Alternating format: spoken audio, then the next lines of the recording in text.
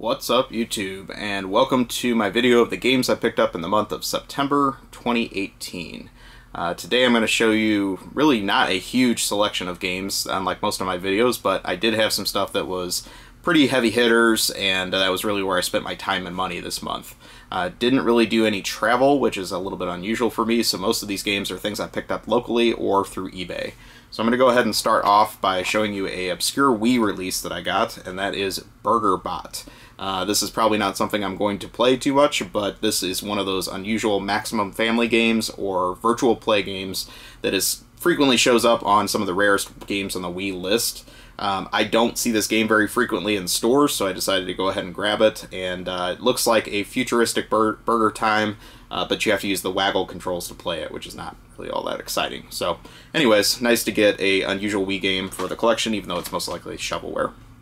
Next up, I've got a couple original Xbox games. I filmed a video, I don't know, 6 months ago or something like that about my original Xbox collection, and a couple games that came up very frequently in the comments that people were asking me why I don't own these were these two titles. So I realized that I should probably go ahead and grab these before they go up too much in price, since Xbox seems to be on the cusp of jumping up a little bit.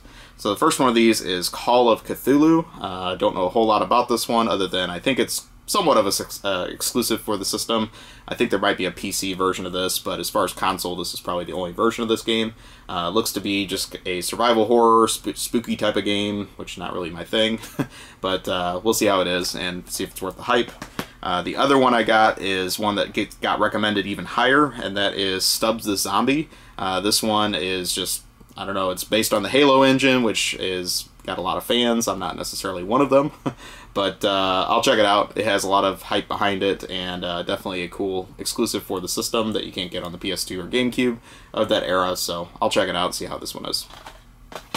Next up is a PS3 game that I've been looking for quite a while locally, and that is Trails of Cold Steel 2. This is one of those Falcom games that I kind of like. I slept on this one when it first came out, and now I'm just having some difficulty finding it. Just a watch out for anybody looking for this game. If you get this game from GameStop, make sure you check the disc before you leave the store. It's very hard to tell that this is part 2 in the series. It just has those little hash marks right there. And the disc art especially, it's very hard to tell which is which. I actually purchased a copy of this and then had to go back to the store because they gave me the first game in the series. And to their credit, it was kind of hard to tell. So just a watch out if you're looking for this game, but nice to get this one before it disappears entirely. It's not too expensive yet, so hopefully good time to get it. I also got a stack of complete-in-box Game Boy games, and unfortunately these are all the player's choice versions of these titles, but still I like to find these whenever I can. First one of these is Mickey's Dangerous Chase. This is one of the Capcom developed games for the Game Boy. Unfortunately, they stripped the Capcom branding off the re-release, but this one is supposed to be pretty good, I believe, and I never had it before, so nice to get this one, and then maybe I'll upgrade it to a non-player's choice version if I can find one later on down the road. The other two games I got are Donkey Kong related games. So the first one of these is the original Donkey Kong Land, and just nice to have that one complete.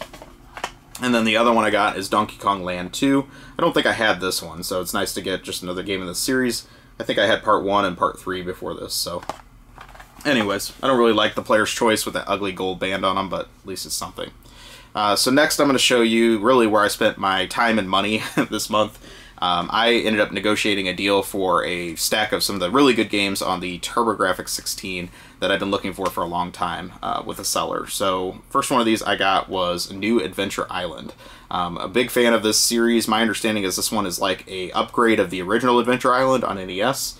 I haven't tried it yet, but this will be probably getting played tonight most likely. And this one is in nice shape. This was one of the games that came out as a late release for the Turbografx that only originally came in a cardboard outer box with a loose cue card and a loose manual in a plastic tray inside the box, versus the early games that came in the nice jewel case with the outer cardboard box. So the person that I bought these from had an interesting way of putting these into jewel cases. Typically you'll see some of those late releases, they just take the manual and the hue card, stick it in a jewel case, and call it a day. This person decided, back in when they originally bought the game, I'm assuming, to cut up the outer cardboard box and make it into the back artwork for the jewel case. I guess that's a good thing for me now. At least I'm getting partial artwork, but it's a shame that the original box was destroyed. And then they also cut the edge of it to make a spine for the game, which looks good on the shelf, I will give it that. But still, it's kind of a shame that the outer box was destroyed. And you'll see that as a theme throughout the other games I got from the seller. But overall, it's better to have that, I guess, than none of the original artwork from the outer box. So nice to get it either way. Next one I got from that same person was Somer Assault. This is a very, very unusual Atlas title.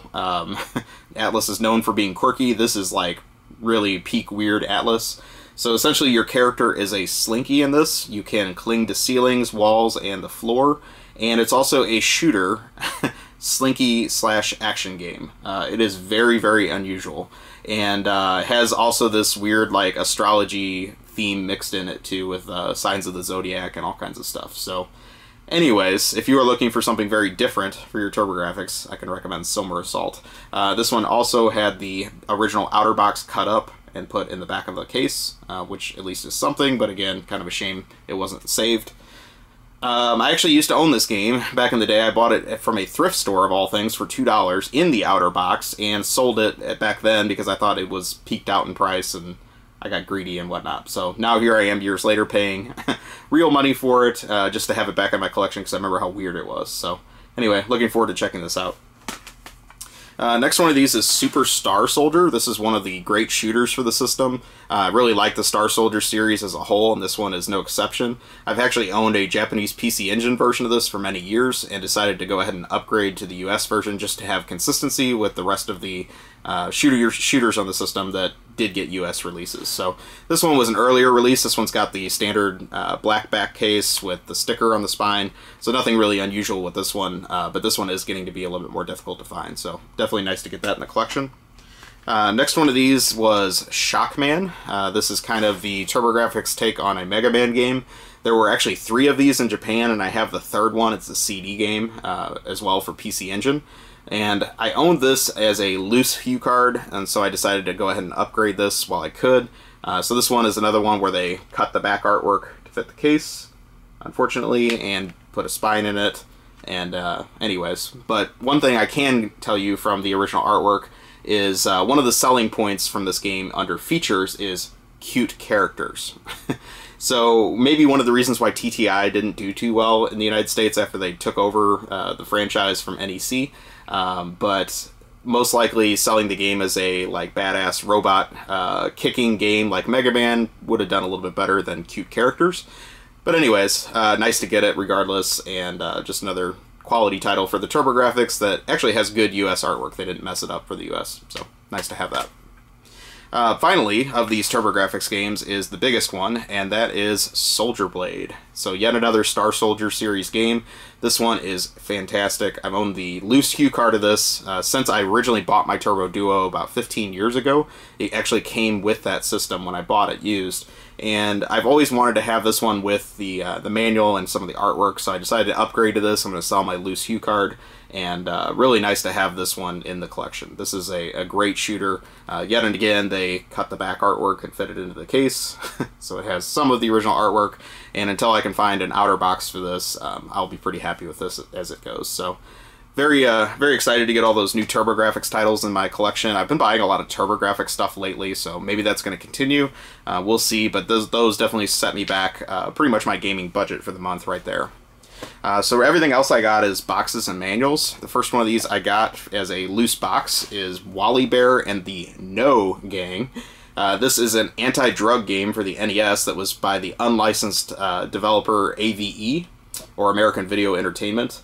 And I'll just read you some choice quotes from the box. This game contains positive messages that tell kids about peer pressure, strangers, and the dangers of drug and alcohol abuse. So with such a positive theme, and also being endorsed by the American Medical Association and the National Clearinghouse for Alcohol and Drug Information, AVE actually didn't pay Nintendo to put this game out. So as wholesome as they are trying to be, they really stiffed Nintendo in the long run. But nice to get one quirky NES unlicensed game in the box, or the box for the unlicensed game, and has that great rad 90s artwork on it, so you can't knock that. But yeah, not a great title, but definitely a cool box, and happy to add that to the collection. Another NES box I got was Low Gman.